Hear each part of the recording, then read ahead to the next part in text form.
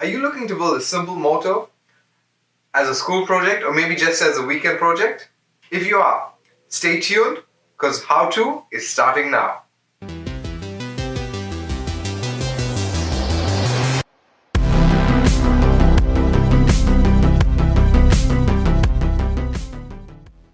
Hey guys, what's going on? My name is Prashant and I'm the host of TechSceneZA, and welcome to another video.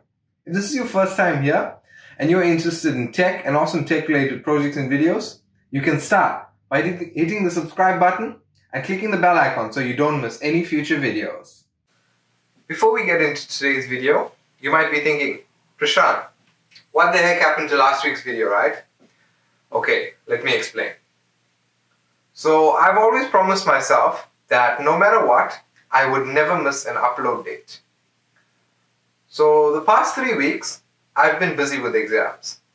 And although I've been busy with exams, I pre-recorded the 3 weeks worth of content and it was all edited and ready to go out.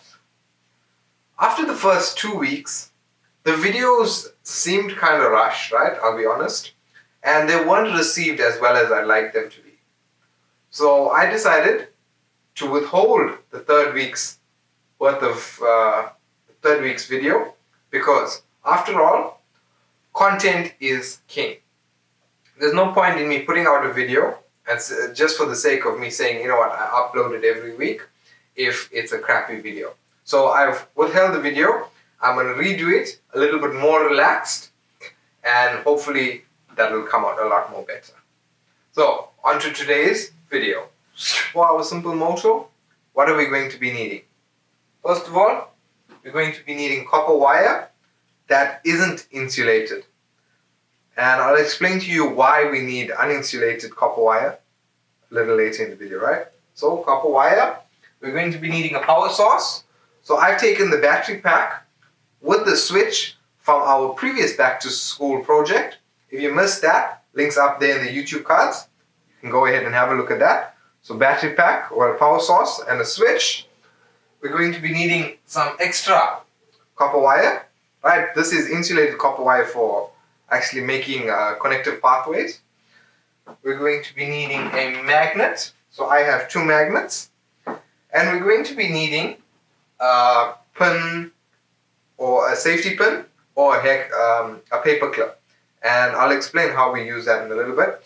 And I have our blackboard that we used in our previous back to school project, and that's our base board, right?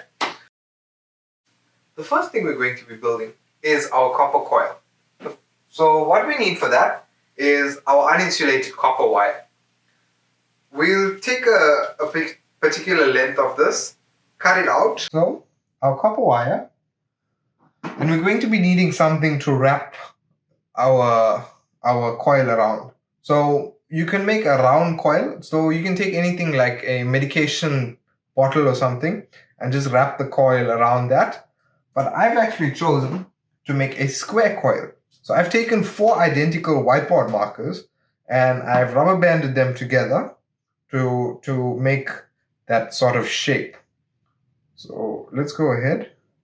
And as you can see, all I'm going to do is wrap the copper wire around. This is our completed coil, and what we must keep in mind when we are making the coil is that the 2 pieces sticking out have to be of even length. Well, not even length, have to be the same height. So it can't have one high and one low because that's going to offset the balance of our coil. So as you can see, this one is almost perfect.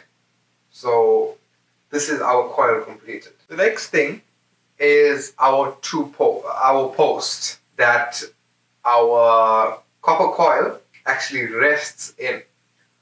So there are many ways that you could actually build a post.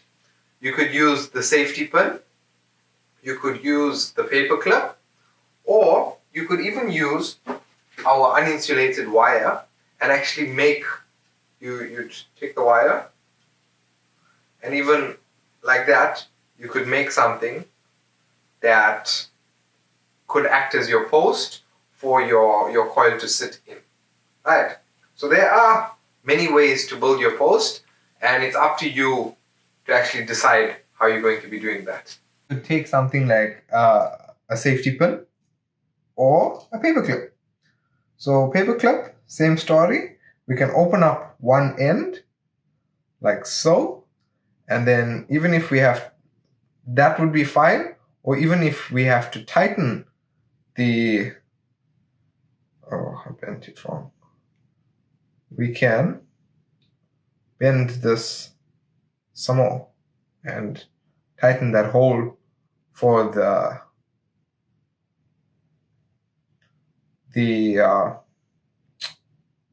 coil to sit in. So I'm actually going to be making use of two different kinds of posts. Right? So one which is,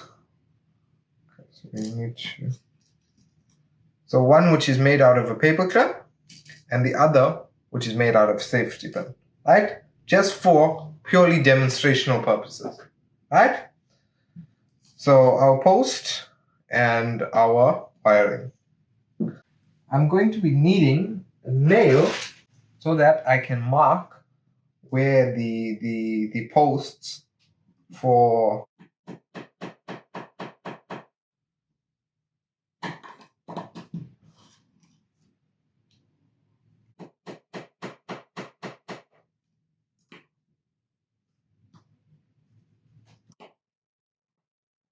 right.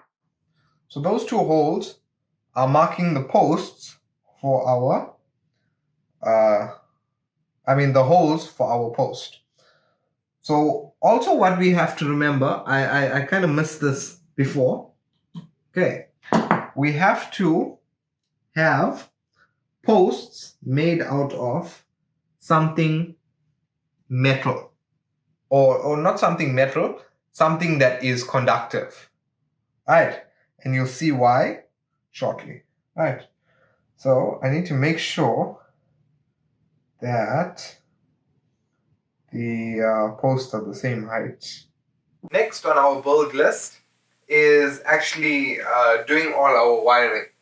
So that has been done, and I've used press stick and stuff to actually make neat wire pathways and stuff. Any side positive and any side negative. Right, there we go.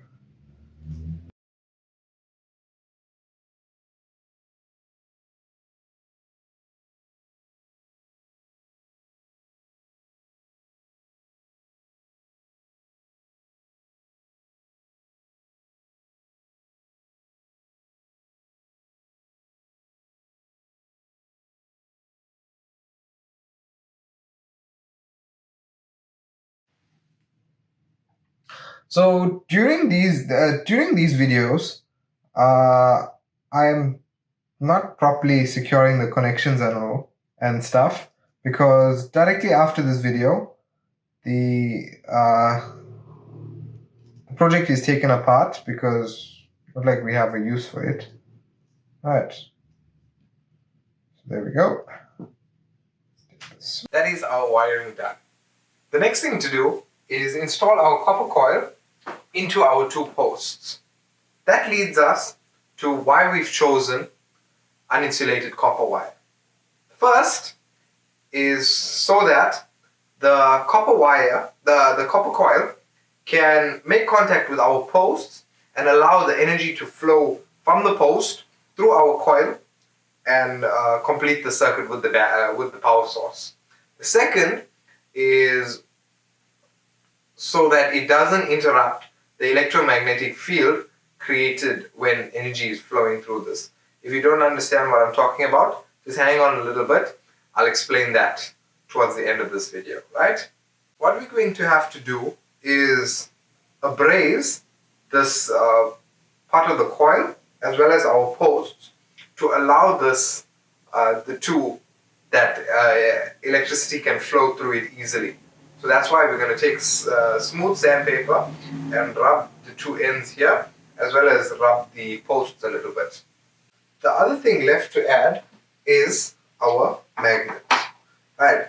So the placement of the magnets will depend on the magnetic field created when the electricity is added. So let me get the batteries and then I'll explain that. So I'm putting my batteries in now, and this is only 3 volts. Right? Turn it on.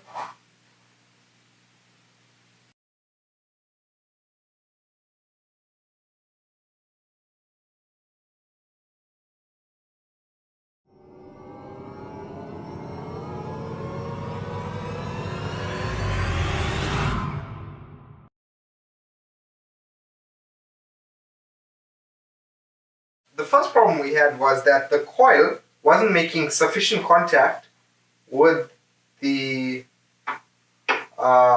post, and that's why it wasn't turning. So now, as you can see, still isn't making enough contact. Now the problem we're having is that there isn't enough electromagnetic, there isn't enough magnetic field interaction to keep the coil spinning. So let's try. There is one other trick we're going to try. Giving it a little bit more juice. Right.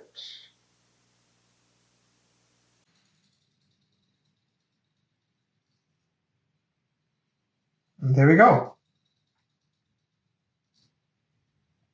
So as you can see, it does move off slightly. But once it gets a kickstart, it gets going.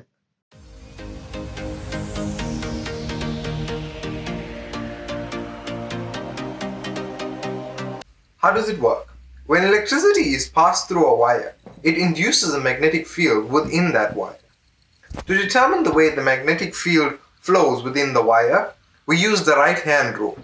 You wrap your fingers around the wire as if you're holding it, with your thumb pointing in the direction of the flow of electricity.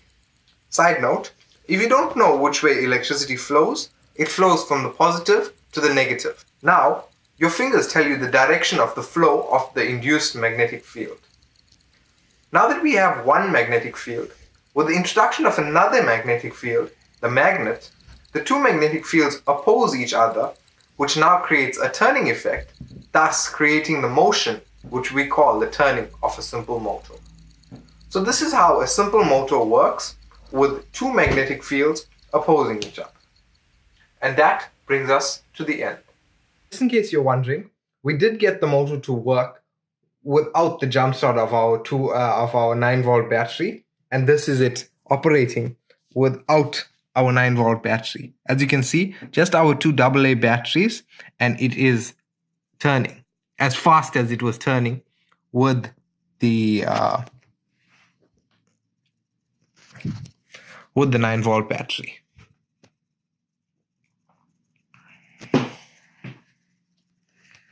And that brings us to the end. If you've made it to the end, make sure you give this video a thumbs up. And if you're unsubscribed already, get subscribed, turn on post notifications so you don't miss any future videos. Guys, thanks for watching. I'll see you same time, same place next week.